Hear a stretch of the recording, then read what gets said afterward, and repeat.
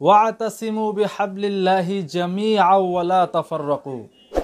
মাওলানা মিজানুর রহমান আজহারী দীর্ঘ কয়েক বছর পর দেশে এসে প্রথম মাহফিলে বয়ান করলেন এই আয়াতের উপর। দুঃখজনক, উসুলে তাফসিরের কোনো নীতিই সে অনুসরণ করতে পারেননি। উসুলে তাফসির হচ্ছে কোরআন শরীফের আয়াত পড়ার পর তর্জমা করা, শানে নুজুল বয়ান করা। তাফসিরুল কোরআন বিল কোরআন, ইন্নাল কোরআনা ইউফাসসিরু বা'দুহু বা'দা। এই নীতিতে আয়াতের ব্যাখ্যা করা, তারপর সহিহ হাদিস উল্লেখ করা, তারপর অন্যান্য বিষয়গুলোকে তুলে আনা। তো এই আয়াতের তাফসির 10 মিনিটও তিনি করেননি। এটাকে আমরা মনে করি বড় ধরনের একটি খেয়ানত।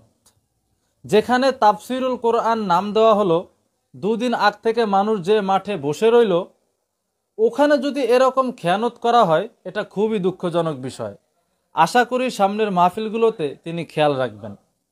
আওয়ামী সরকারের আমলে বাংলাদেশ থেকে চলে যাওয়ার আগে আজহারী সাহেব অনেক বিতর্কিত কথা বলেছিল। কিছু কথা তো কুফরের গণ্ডিও পার হয়ে গিয়েছিল। প্রায়ই কোরআন সুন্নাহ বিরোধী অসংখ্য বক্তব্য তার দ্বারা হয়েছিল। তার কিছু বক্তব্য ছিল কুফর। এদেশের আহলুস সুন্নাহ ওয়াল জামাত ও আহলে হকের মুহাক্কিক আলেমগণ তার ভুলগুলো ধরিয়ে দিয়েছিল এবং তার যে কথাগুলো কুফর ছিল, সে কারণে তাকে কাফের ফতোয়াও দেওয়া হয়েছিল। যদিও বা পরবর্তীতে সাদামাটাভাবে ক্ষমা চেয়েছেন তিনি, কিন্তু সে ক্ষমাটা আসলে তওবার যে শারায়েত, ওই শারায়েত অনুযায়ী তার ক্ষমা চাওয়াটা হয়নি। ভেবেছিলাম দীর্ঘ 5 বছর পর সে দেশে আসার সুযোগ পেয়েছে, তাফসিরুল কোরআন মাহফিলে সে গঠনমূলক আলোচনা করবেন, কিন্তু প্রথম মাহফিলে এসেও দেখা গেল এমন কিছু বিতর্কিত কথা বললেন, এমন কিছু অপব্যাখ্যা দিলেন যা ইসলামের মৌলিক আকীদার বিপক্ষে চলে যায়। এখন কি আর চুপ করে থাকা যায়? তারা কথায় কথায় বলেন যে আমরা নাকি অনৈক্য করি, আমরা মতভেদ করি। তো অনৈক্যের সূত্রপাত তো আপনারাই করেন। আজহারী সাহেব সূরা ইমরানের 103 নং আয়াত, ওয়াতাসিমু বিহাবলিল্লাহি জামিআও ওয়া লা তাফাররাকু, এই আয়াত ব্যাখ্যা করার জন্য আপনি এখানে 4টি তাফসির পড়ার পরে স্টেজে উঠতে পারতেন। ইবনে কাসির, তাফসিরে কুরতুবী, তাফসিরে কাবির, মালিমুত তানজিল।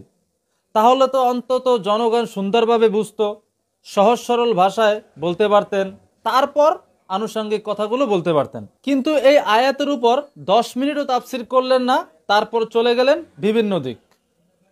আর ঐক্যের কথা বলতে যে এমন কিছু অপব্যাখ্যা করলেন যা সরাসরি কোরআন সুন্নাহর বিরোধী বলে সাব্যস্ত হয়েছে। তো এখনো কি ঐক্য ধরে রাখার জন্য চুপ থেকে কাল কিয়ামতের দিন মহান আল্লাহর কাছে অপরাধী হিসেবে উঠব? না। হ্যাঁ, জানি আপনি বা আপনাদের পন্থী আলেমদের বিরোধিতা করলে আমাদের মোকাবিলায় আপনারা কেউ আসতে পারেন না, আপনাদের আসার সাহস নাই, হিম্মত নাই। তবে একটা কাজ পারেন, সোশ্যাল মিডিয়ায় আপনাদের লোকজন অকাট্য ভাষায় গালিগালাজ করা, নিন্দা করা, হিংসা করা, বিদ্বেষ ছড়ানো, এই কাজটা খুব ভালো করেই আপনারা পারেন। তারপরও চুপ থাকতে পারলাম না। আমি পর্যায়ক্রমে আজহারীর ভুল বক্তব্য ধরিয়ে দিচ্ছি। প্রথম পয়েন্ট, আজহারী তার বক্তব্যে বলেছে ঐক্যের ভিত্তি হচ্ছে তাওহীদ। ঐক্যের ভিত্তি হচ্ছে তাওহীদ। আওয়াজ করে বলতে হবে সবাই, ঐক্যের ভিত্তি কি? যেই বলবে লা ইলাহা ইল্লাল্লাহ, ও আমার ভাই, তার জন্য আমার হৃদয়ে দরদ, মায়ামাখা দরদ, ভালোবাসা আছে না নাই? যেই পড়বে লা ইলাহা ইল্লাল্লাহ, সে আমার কি? নাউজুবিল্লাহ। তার এ কথাটি সুস্পষ্ট কোরআন সুন্নাহ বিরোধী, ইজমায়ে সাহাবা ও ইজমায়ে উম্মাহ বিরোধী। এবং এ কথাটি যদি সে জেনে বুঝে বলে থাকে, তাহলে আমরা বলবো তার এ বক্তব্যটি কুফর হয়েছে। কারণ এখানে সে রিসালাতকে বিশ্বাস করা ছাড়া কেউ মুমিন হতে পারে না, মুসলিম হতে পারে না, সেই কথাটিকেই অস্বীকার করেছে। অথচ আজহারী নিজেই বক্তব্য শুরু করেছেন ওয়াতাসিমু বিহাবলিল্লাহি জামিআও ওয়া লা তাফাররাকু। আর সে নিজেই ব্যাখ্যা করলেও হাবলুল্লাহ মানে ইসলাম বা কোরআন। তো শুধু তাওহীদের বিশ্বাসই কি ইসলাম? আর যদি দ্বিতীয় ব্যাখ্যা নেই, হাবলুল্লাহ অর্থ কোরআন, তো কোরআনের মূল বক্তব্য হচ্ছে তাওহীদ ও রিসালাত। অতএব শুধু তাওহীদ, লা ইলাহা ইল্লাল্লাহ, এই কথা যারা বিশ্বাস করবে তাদেরকে বুকে টেনে নিব, এ কথাটা সম্পূর্ণ কোরআন সুন্নাহ বিরোধী, ইজমায়ে সাহাবা ও ইজমায়ে উম্মাহ বিরোধী বক্তব্য। কেননা শুধু তাওহীদকে বিশ্বাস করার দ্বারা কোনো ব্যক্তি মুমিন বা মুসলিম হতে পারে না। আরবে নাজরান নামক এলাকায় যে খ্রিস্টানরা ছিল তাদের অনেকে আল্লাহর তাওহীদকে বিশ্বাস করত, অথচ এই নাজরানের ৬০ জন খ্রিস্টান ১৫০০ বছর আগে আল্লাহর হাবিব নূর নবীজি আমার মুহাম্মদ সাল্লাল্লাহু আলাইহি ওয়াসাল্লামের কদমে উপস্থিত হয়েছিল। আর তাদের প্রশ্নের জবাবে আল্লাহ তাআলা সূরা ইমরানে অসংখ্য আয়াত নাজিল করেছিলেন। এক পর্যায়ে তারা এতটুকু স্বীকার করে নিয়েছিল যে আল্লাহ এক ও মুহাম্মদ সাল্লাল্লাহু আলাইহি সাল্লাম আল্লাহ তাআলার প্রেরিত রাসূল, তবে রাসূলুল আরব, অর্থাৎ শুধু আরবের রাসূল। কিন্তু শুধু এতটুকু স্বীকার করার দ্বারা আল্লাহ তাআলা তাদেরকে মুসলিম বলে স্বীকৃতি দেননি। সে খ্রিস্টানরা কাফের বলেই গণ্য হয়েছে। কারণ আল্লাহর রাসূল মুহাম্মদ সাল্লাল্লাহু আলাইহি ওয়াসাল্লাম ১৫০০ বছর আগে এসেছেন শুধু আরবের হেদায়েতের জন্য নয়, বরং তিনি সমগ্র বিশ্বের মানুষের জন্য আল্লাহর পক্ষ থেকে রাসূল হিসেবে এসেছেন, যেটা আল্লাহ কোরআন কারীমের সূরা আরাফে ১৫৮ নম্বর আয়াতে বলেছেন, কুল ইয়া আইয়ুহান নাসু ইন্নী রাসূলুল্লাহি ইলাইকুম জামিআ। প্রিয় হাবিব সাল্লাল্লাহু আলাইহি ওয়াসাল্লাম, আপনি মানব জাতিকে বলে দিন, নিশ্চয়ই আমি তোমাদের সকলের জন্য আল্লাহর রাসূল হিসেবে প্রেরিত হয়েছি। আজহারী সাহেব, আপনি কি পুরো কোরআন কারিমটাও তর্জমার সাথে পড়েননি, যেখানে শুধুমাত্র আল্লাহর হাবিব মুহাম্মদ সাল্লাল্লাহু আলাইহি ওয়াসাল্লামের রিসালাত একটা মৌলিক বিশ্বাস, অর্থাৎ মুহাম্মদ সাল্লাল্লাহু আলাইহি ওয়াসাল্লাম ১৫০০ বছর আগে শুধু আরবের হেদায়েতের জন্য দ্বীন ইসলাম আনেননি, বরং গোটা বিশ্ব মানবতার হেদায়েতের জন্য দ্বীন ইসলাম নিয়ে এসেছেন। এতটুক বিশ্বাস না করার কারণে নাজরানের খ্রিস্টানদেরকে মুসলিম বলা হয়নি এবং তাদেরকে মুমিন বলেও স্বীকৃতি দেওয়া হয়নি।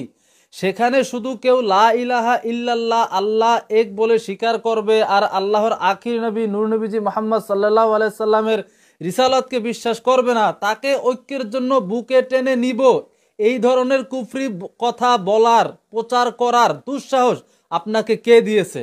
আজহারী সাহেব, আপনি ভালো করে কোরআন কারীম অধ্যয়ন করুন। মালয়েশিয়ায় বড় বড় ইসলামিক স্কলার আলেমরা আছেন, তাদের সান্নিধ্যে যান এবং পড়াশোনা করুন। আপনারা বিতর্কিত কথা বলে অনৈক্য সৃষ্টি করবেন, আর আমরা আপনাদের সংশোধন করার চেষ্টা করলে রোজ টিভিতে কিছু গৃহপালিত বক্তা আছে, এরা আমাদের বিরোধিতা করবে, আমরা এগুলো কোনো তোয়াক্কা করি না।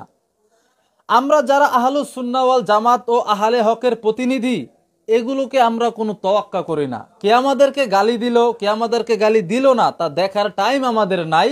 আমরা সত্যের পক্ষে কথা বলেই যাব। কোনো ব্যক্তি ততক্ষণ পর্যন্ত মুমিনই হবে না, মুসলিমই হবে না, যতক্ষণ না সে আল্লাহর তাওহীদকে বিশ্বাস করার সাথে সাথে আল্লাহর হাবিব মুহাম্মদ সাল্লাল্লাহু আলাইহি ওয়াসাল্লামের রিসালাতকে বিশ্বাস না করবে। সূরা হুজুরাতের ১৫ নং আয়াতে মহান আল্লাহ তাআলা বলেছেন, ইন্নামাল মুমিনুনাল্লাযীনা আমানু বিল্লাহি ওয়া রাসূলিহি সুম্মা লাম ইয়ারতাবু ওয়া জাহাদু বিআমওয়ালিহিম ওয়া আনফুসিহিম ফি সাবিলিল্লাহি উলাইকা হুমুস সাদিকুন।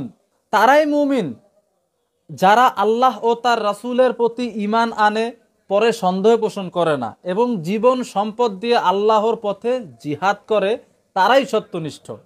আল্লাহ তাআলা কোরআন কারীমের আরেক জায়গায় বলেন, সূরা সফের 10 ও 11 নং আয়াত, ইয়া আইয়ুহাল্লাযীনা আমানু হাল আদুল্লুকুম আলা তিজারাতিন তুনজিকুম মিন আযাবিন আলীম তুমিনুনা বিল্লাহি ওয়া রাসূলিহি ওয়া তুজাহিদুনা ফি সাবিলিল্লাহি বিআমওয়ালিকুম ওয়া আনফুসিকুম যালিকুম খায়রুল লাকুম ইন কুনতুম তা'লামুন। হে মুমিনগণ, আমি কি তোমাদেরকে এমন এক বাণিজ্যের সন্ধান দিব যা তোমাদের রক্ষা করবে মর্মদন্ত শাস্তি হতে? তা এই যে তোমরা আল্লাহ ও তার রাসূল সাল্লাল্লাহু আলাইহি সাল্লামের উপর বিশ্বাস স্থাপন করবে এবং তোমাদের ধন সম্পদ ও জীবন দিয়ে আল্লাহর পথে জিহাদ করবে, এটাই তোমাদের জন্য শ্রেয় যদি তোমরা জানতে। এই আয়াত থেকে স্পষ্ট প্রমাণিত হয় যে শুধু আল্লাহর তাওহীদে বিশ্বাস করলেই হবে না, নূর নবীজি মুহাম্মদ সাল্লাল্লাহু আলাইহি ওয়াসাল্লামের রিসালাতের বিশ্বাস ছাড়া কোনো ব্যক্তি মুমিন বা মুসলিম হতে পারে না। এরকম অসংখ্য আয়াত কোরআন কারীমে আছে। অতএব শুধু লা ইলাহা ইল্লাল্লাহ যে বলবে তাকে আমরা বুকে টেনে নেব কি মনে করে? মুমিন মনে করে নাকি কাফের মনে করে? মুমিন মনে করার কোনো সুযোগই নাই, আর কাফের মুশরিক অবিশ্বাসীকে বুকে টেনে নেওয়ারও সুযোগ নাই। আপনি একটি হাদিস পড়েছেন, হাদিসের ব্যাখ্যা কি হাদিসের ব্যাখ্যা গ্রন্থগুলোতে দেখেছেন? বুখারী শরীফের হাদিস পড়েছেন।